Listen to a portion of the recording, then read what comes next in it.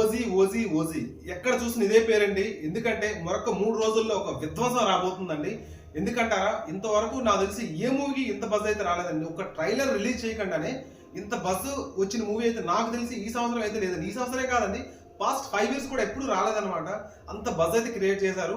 Book my షోలో కానీ ఎక్కడ చూసినా, book my show, district, Paytm, ఎక్కడ చూసినా మూవీ టికెట్స్ అయితే హాట్ కేకుల్లో అమ్ముడైపోతున్నాయండి. అందులో ప్రీమియర్ షో టికెట్ 1,30,000 అంటే ఆల్మోస్ట్ ఆలోచించండి ఎంత బజ్ వచ్చిందో. ఫ్యాన్స్ అయితే అంత ఖుషిగా ఉన్నారనమాట ఈ మూవీ కోసం. ఇంకా ట్రైలర్ అయితే ఈరోజు లాంచ్ అవుతుంది. ట్రైలర్ ఎలా ఉంది, ఎలా పక్కన పెడితే మాత్రం మూవీకి కావాల్సినంత బజ్ అయితే ఆల్రెడీ క్రియేట్ చేసేసారండి.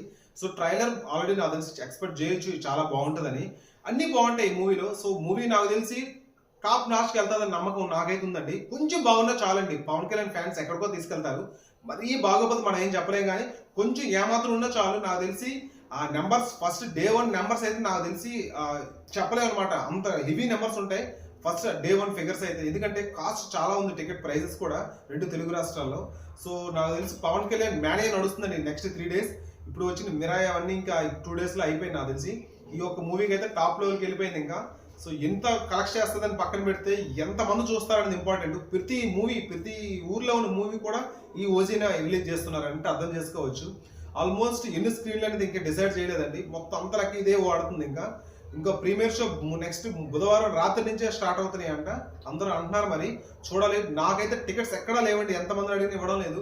చూడాలి మరి. సినిమా నాకు తెలిసి బ్లాక్ బాస్టర్ అవ్వాలి, పవన్ కళ్యాణ్ కెరీర్ లో టాప్ నాచ్ అవ్వాలని మనస్ఫూర్తిగా కోరుకుందామండి.